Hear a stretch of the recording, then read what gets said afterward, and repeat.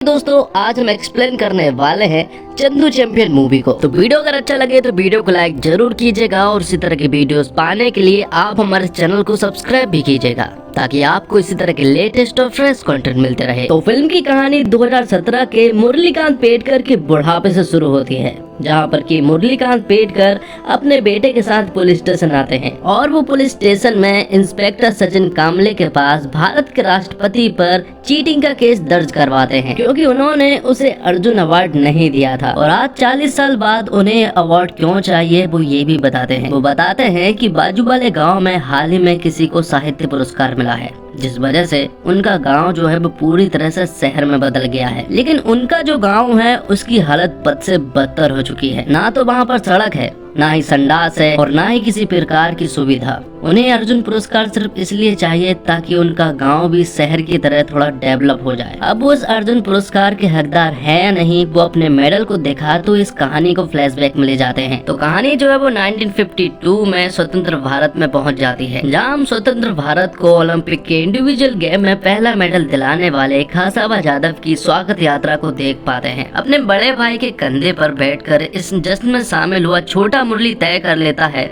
कि उसे भी खासाबा जैसा चैंपियन बनना है। सांगली के इस्लामपुर में रहने वाले इस मुरली को ना तो पढ़ाई में दिलचस्पी है और ना ही पापा की तरह टेलरिंग में। चैंपियन बनने का सपना देखने वाले इस बच्चे को सही दिशा मिलती है। तारा सिंह की कुश्ती देखकर चंदू उन्हें गुरु मान लेता है और फिर इस्लामपुर के अखाड़े में वो अपनी कुश्ती की शुरुआत करता है। लेकिन इस छोटे मुरली को शुरुआत में किसी ने भी सीरियसली नहीं लिया। उसे लोग चंदू चैंपियन कहकर चढ़ाते थे। तो अखाड़े में ही चंदू ने अपने कई साल बिता दिए और इसी तरह से वो बड़ा होता गया। लेकिन आज भी जब वो किसी से कहता है कि उसे चैंपियन बनना है तो लोग उसे चंदू चैंपियन ही कहते हैं। अब उस्ताद जी अपने अखाड़े के सभी लोगों को बताते हैं कि बाजू वाले गाँव का एक पावरफुल आदमी का बेटा, जो कि उनका भांजा भी है, वो अखाड़े में उतरने वाला है और कल कुश्ती प्रतियोगिता में वो शामिल भी होगा। लेकिन हमें उसे हराना नहीं है बल्कि जिताना है, क्योंकि अगर वो कल हार गया तो उसके पिता जो है वो हमारी चटनी बना देंगे। इसलिए दगड़ू को जिताना ही होगा और सभी को मालूम है कि दगड़ू से जो भी लड़ेगा वो तो आराम से जीत ही जाएगा।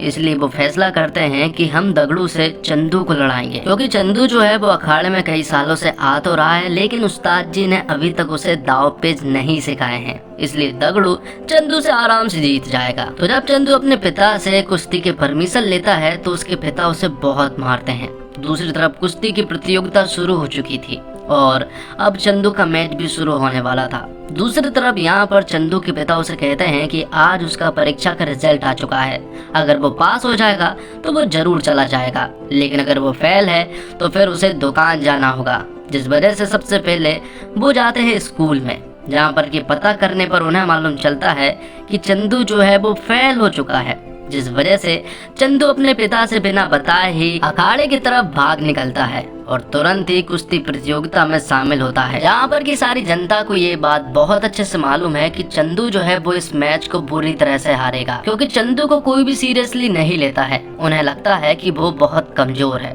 और जब वो लोग चंदू चैंपियन कहकर उसे चढ़ाने लगते हैं तो यहाँ पर चंदू को गुस्सा आ जाता है और वो दगड़ू को उठाकर नीचे फेंक देता है, जिससे कि वो ये कुश्ती का मैच जीत जाता है। तब दगड़ू के पिता को ऐसा लगता है कि उनके बेटे के साथ धोखेबाजी हुई है और उन्होंने किसी अच्छे खिलाड़ी से दगड़ू को लड़ाया है, जिस वजह से वो लोग चंदू को मारने के लिए कहने लगते हैं। जिस वजह से चंदू यहाँ से भाग निकलता है। वो लोग चंदू का काफी देर तक पीछा भी करते हैं, लेकिन चंदू यहाँ से ट्रेन पर चढ़ जाता है, वरना वो लोग उसे मार देते। तो ट्रेन में चढ़ाने के लिए जिस आदमी ने चंदू को हाथ दिया था उसका नाम कर्नेल है और कर्नेल यहाँ पर चंदू का बहुत अच्छा दोस्त बन जाता है। और चंदू यहाँ पर जब कर्नेल को अपनी सारी स्टोरी बताता है तो कर्नेल उससे कहता है कि अगर उसे ओलंपिक में गोल्ड जीतना है तो उसे सबसे पहले फौज में भर्ती होना चाहिए, क्योंकि वो भी यहाँ पर यही करने आया है। वो चंदू को मेजर ध्यानचंद और मिल्खा सिंह का उदाहरण बताते हुए कहता है कि इन लोगों ने भी यही किया है और वो भी बॉक्सिंग में ओलंपिक खेलना चाहता है, इसलिए वो फौज में भर्ती हो रहा है। और अगले दिन आर्मी की भर्ती थी, जिस वजह से कर्नल चंदू को भी लेकर वहां चला जाता है, जहां पर कि चंदू ने काफी अच्छा परफॉर्मेंस दिया था, जिस वजह से उसे सिलेक्ट कर लिया जाता है। जिस वजह से ट्रेनिंग के लिए अब उन्हें सिकंदराबाद भेजा जाता है, जहां पर कि उस्ताद जी उन सभी को नमूने कहकर बुलाते हैं और उनकी इतनी अच्छे से ट्रेनिंग कराते हैं कि वो सभी लोग बहुत ज्यादा मजबूत हो जाते हैं। अब रात को चंदू सभी लोगों से कहता है कि वो ओलंपिक में जाएगा और वहाँ जाकर गोल्ड जीतेगा। ये बात सुनने के बाद उनमें से कुछ लोग जो है वो हंसने लगते हैं और चंदू के साथ हमेशा से ऐसा होता आया है, जब भी वो ये बात कहता है तो लोग उस पर हंसते हैं, जिस वजह से चंदू जो है वो उनसे झगड़ा मोड़ लेता है। लेकिन तब यहाँ पर उस्ताद जी आ जाते हैं। उस्ताद जी चंदू को झगड़ा करते हुए देख लेते हैं, जिस वजह से उस्ताद जी सजा के रूप में चंदू को भरी बारिश में मैदान में गुलाटी मारने को कहते हैं और साथ ही साथ उससे घर जाने के लिए भी कहते हैं। लेकिन चंदू कहता है कि वो नहीं जा सकता क्योंकि उसे चैंपियन बनना है और ओलंपिक में गोल्ड जीतना है। जिस अंदाज में चंदू उनसे ये बातें कह रहा था तो उस्ताद जी उसे सुबह 6 बजे मिलने के लिए कहते हैं और वो उसे अगली सुबह टाइगर अली से मिलाते हैं। टाइगर अली बॉक्सर के एक ट्रेनर है और उन्हें बॉक्सिंग का अच्छा खासा एक्सपीरियंस भी है। टाइगर अली फौज में सोल्जरों को बॉक्सिंग की ट्रेनिंग दिया करते हैं और चंदू उन्हें बताता है कि वो एक पहलवान है और वो कुश्ती खेलता है। लेकिन टाइगर अली कहते हैं कि बॉक्सिंग में पहलवान का कोई भी काम नहीं है, इसलिए वो उसे यहाँ से जाने के लिए कहते हैं। लेकिन चंदू उनके सामने गड़गड़ाने लगता है और एक मौका मांगने लगता है, जिस पर कि टाइगर अली जो है वो चंदू से कहते हैं कि अगर उसने हमारे एक बॉक्सर को पंच मार दिया तो वो सिलेक्ट है, लेकिन अगर वो 1 मिनट के अंदर पंच नहीं मार पाया तो वो यहाँ से जा सकता है। जिसके बाद चंदू जो है वो उससे बॉक्सिंग करने लगता है और आखिर में वो उस बॉक्सर को एक पंच भी मार देता है, जिस वजह से अगले ही दिन से चंदू की ट्रेनिंग जो है वो शुरू हो जाती है और टाइगर अली उसे छोटा टाइगर नाम देते हैं। कहीं ना कहीं टाइगर अली ने चंदू के अंदर वो बात देख ली थी कि वो कुछ कर सकता है, जिस वजह से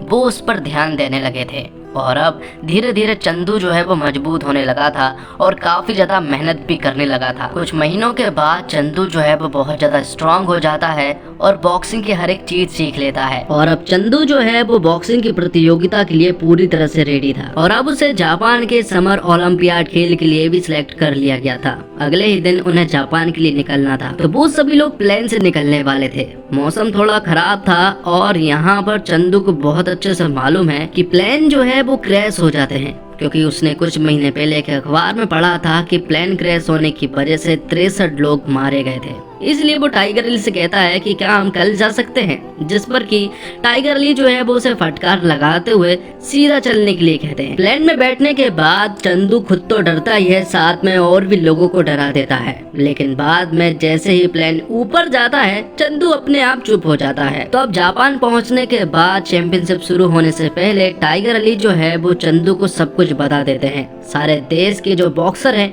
उनके बारे में बताते हैं कि किसी की स्ट्रेंथ तेज है तो किसी की स्पीड तेज है, किसी का लेफ्ट हैंड ज्यादा चलता है तो कोई थका थका कर मारता है। और यहीं पर चंदू इंटरनेशनल जर्नलिस्ट नयनतारा से मिलता है और पहली बार वो किसी लड़की से मिला था, इसलिए वो नयनतारा से मिलकर खुश हो गया था। तो अब बॉक्सिंग कंपटीशन शुरू हो चुका था, जहाँ पर कि चंदू का दोस्त कर्नेल भी इस चैंपियनशिप में शामिल था। तो यहाँ पर बॉक्सिंग का मैच शुरू होता है और चंदू जो है वो आसानी से 3 नॉकआउट मैच आसानी से जीत लेता है और सभी को बारी बारी से हराकर सेमीफाइनल में पहुंच जाता है, जो देखकर नयनतारा जो है वो खुश हो जाती है और वो चाहती है कि चंदू इंटरव्यू दे। लेकिन टाइगर अली कहते हैं कि हम सेमीफाइनल में पहुंच चुके हैं और युगांडा का बॉक्सर का मैच भी हमें देखना है। लेकिन वो उनकी बात नहीं मानता है और नयनतारा के पास इंटरव्यू देने के लिए चला जाता है। तब अगले दिन सेमीफाइनल में चंदू का मैच जो है वो युगांडा के एक बहुत ही पावरफुल बॉक्सर से होने वाला था, जो कि इस चैंपियनशिप में अभी तक एक भी मैच नहीं हारा है। वहीं दूसरी तरफ हम देखते हैं कि चंदू का भटकाव जो है वो नयनतारा थी, वो बार बार उसकी तरफ देखे जा रहा था, जिस वजह से वो पूरी तरह से बॉक्सिंग में फोकस नहीं कर पा रहा था और ये सब कुछ टाइगर अली भी देख रहे थे। तो इस बॉक्सिंग के मैच के दौरान सेकंड राउंड खत्म होने के बाद युगांडा का बॉक्सर जो है वो चंदू को ऐसा सॉलिड पंच मारता है कि वो नॉकआउट हो जाता है और ये मैच चंदू जो है वो हार जाता है। तो मैच हारने के बाद चंदू के हाथ ब्रॉन्ज मेडल आता है और अब ओलंपिक जाने का सपना भी उसका टूट चुका था, क्योंकि अगर वो गोल्ड लाता तभी वो ओलंपिक में जा पाता। जिसके बाद उनकी पोस्टिंग जो है वो कश्मीर में हो जाती है, जहाँ पर कि चंदू, कर्नेल और टाइगर अली भी वहाँ मौजूद थे। तभी चंदू के पास एक चिट्ठी आती है और उसे ओलंपिक के लिए सिलेक्ट कर लिया गया था, जिस वजह से वो दौड़ता हुआ टाइगर अली के पास जाता है, जिन्होंने कई महीनों से चंदू से बात नहीं की थी क्योंकि वो चंदू से गुस्सा थे। लेकिन यहाँ पर भी वो उसे सुनाते हुए कहते हैं कि जो सपना उसने देखा था वो मैंने भी देखा था, लेकिन अब वो पूरी तरह से अधूरा है। और वो दोनों जब बात कर ही रहे होते हैं कि तभी अचानक से यहाँ पर एक बहुत बड़ा अटैक हो जाता है, जिस वजह से कई सारे फाइटर जेट जो है वो यहाँ पर हमला कर देते हैं और काफी सारे सोल्जर्स जो है वो मारे जाते हैं। यहाँ पर चंदू का सबसे अच्छा दोस्त कर्नेल भी मारा जाता है और टाइगर अली भी पूरी तरह से इंजर्ड हो चुके थे, जिस वजह से वो उन्हें एक सेफ जगह पर ले जा रहा होता है। लेकिन तभी बीच में चंदू को गोलियां लग जाती है और धीरे धीरे करके उसे 9 गोलियां लग जाती है, जिस वजह से वो पूरी तरह से जख्मी हो चुका था। और अब चंदू की आंख 1967 के उधमपुर के एक आर्मी हॉस्पिटल में खुलती है, जहाँ पर कि 2 साल बीत चुके थे और चंदू अभी तक बेहोश था। 9 गोलियां लगने के बावजूद यहाँ पर चंदू जो है वो मारा नहीं गया था, बल्कि 2 साल से बेहोश था। और बेड से नीचे गिरने के बाद आज उसकी आंख खुली, जहाँ पर कि कर्नल सर उसे देखने के लिए आए थे। जैसे ही वो उसके पास जाते हैं तो चंदू जो है वो उनकी गर्दन पकड़ लेता है, क्योंकि चंदू को ऐसा लग रहा था कि वो पाकिस्तान पहुंच चुका है और ये पाकिस्तानी है, जिस वजह से वो उनकी गर्दन छोड़ने का नाम ही नहीं ले रहा था। लेकिन तभी कर्नल जो है वो उंगली से इंडिया का फ्लैग बताते हुए कहते हैं कि वो इंडिया में ही हैं।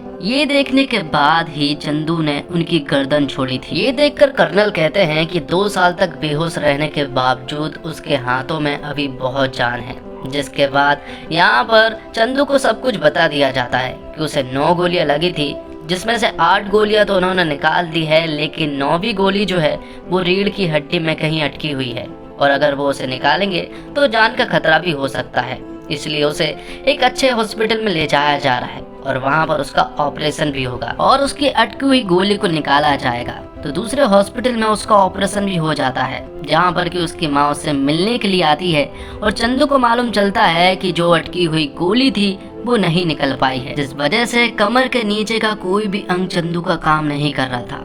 इसलिए वो बहुत रोता है, क्योंकि वो एक स्पोर्टमैन आदमी है। तो चंदू को वापस गांव भी नहीं ले जाया जा सकता है, क्योंकि उसके घर वालों का मानना है कि अगर वो यहाँ पर रहा तो उसके ठीक होने के चांसेस ज्यादा हैं। घर पर रहेगा तो उसका कुछ भी नहीं हो पाएगा। ये सब कुछ उसके भाई ने उससे कहा था, जिस वजह से चंदू फिर से अकेला पड़ चुका था। अपने घर वालों को इस तरह जाता हुआ देख चंदू भी रो पड़ता है। और फिर हॉस्पिटल में चंदू की मुलाकात टपास से होती है, जो कि यहाँ का कर्मचारी है। किसी को भी किसी चीज की जरूरत होती है तो सभी लोग टपास से कहते हैं। दारू से लाने से लेकर सट्टे में पैसे लगाने तक का काम टपास का होता है। तो चंदू यहाँ पर रहने तो लगा था, पर वो अपनी लाइफ से बिल्कुल भी खुश नहीं था। फिर एक रात वो टपास के साथ मिलकर शराब पीता है और सट्टे में कुछ पैसे भी लगवाता है। टपास तो कई सालों से सट्टे में पैसे लगा रहा है, लेकिन उसका तो सट्टा कभी नहीं फंसा। लेकिन यहाँ पर चंदू ने जो नंबर दिए थे वो नंबर बताने पर उस रात चंदू की लॉटरी लग चुकी थी और 40,000 रुपए उन्होंने सट्टे में कमा लिए थे। और उसी रात उसने 30 नींद की गोलियां भी खा ली थी, लेकिन चंदू ने ढेर सारी उल्टियां कर दी थी, जिस वजह से चंदू को कुछ नहीं हुआ। चंदू को अपनी लाइफ में कुछ भी नहीं दिख रहा था, जिस वजह से उसने पानी को अपनी जमीन बना ली और स्विमिंग सीखना शुरू किया। चंदू के पैर नहीं चलते हैं, इसके बावजूद उसने स्विमिंग सीख ली थी। अब ज्यादातर टाइम चंदू जो है वो स्विमिंग पूल में ही बिताता है, क्योंकि उसे वहीं पर ज्यादा अच्छा लगने लगा था। और फिर एक दिन मुलाकात होती है उसकी टाइगर अली से। उन्हें देखकर चंदू को बहुत अच्छा लगा, क्योंकि उसे ऐसा लगा था कि वो भी मारे गए हैं, लेकिन वो जिंदा थे। अब टाइगर अली जब चंदू से मिलते हैं तो सबसे पहले वो उसे अपने सपनों से रूबरू कराते हैं कि उसका सपना ओलंपिक में गोल्ड जीतना था। किस खेल में जीतना था ये जरूरी नहीं है। टाइगर अली चंदू को पैरा ओलंपिक के बारे में बताते हैं। वो कहते हैं कि तुमने ये कहानियां जरूर सुनी होगी कि किसी के हाथ नहीं है, इसके बावजूद उन्होंने साइकिलिंग में गोल्ड मेडल जीत लिया।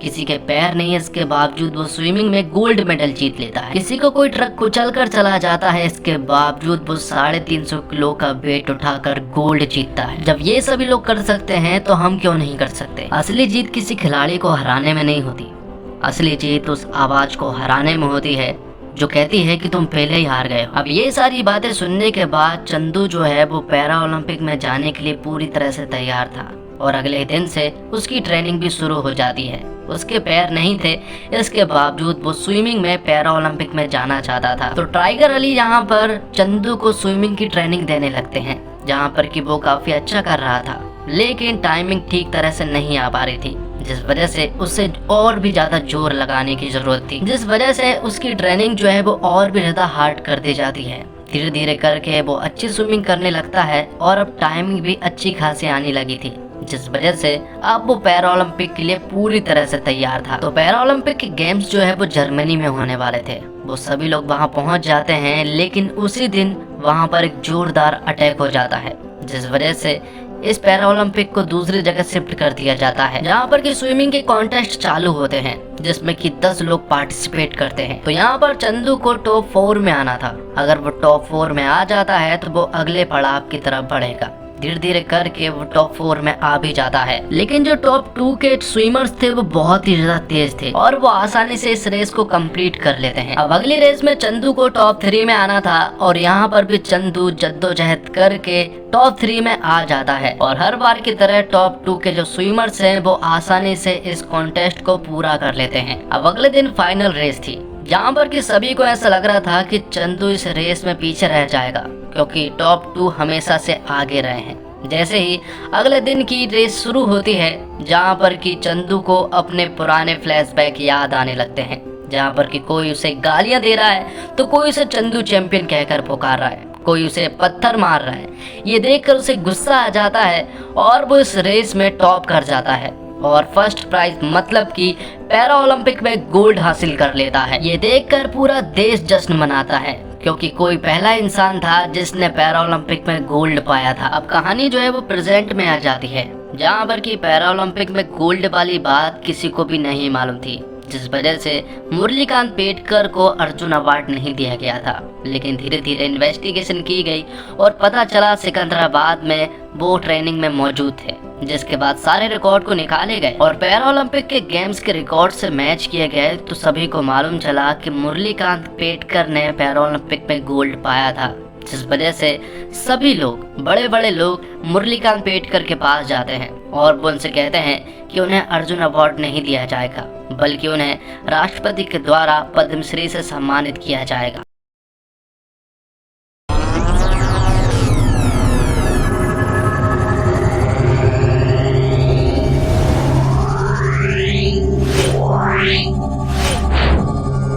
Yeah.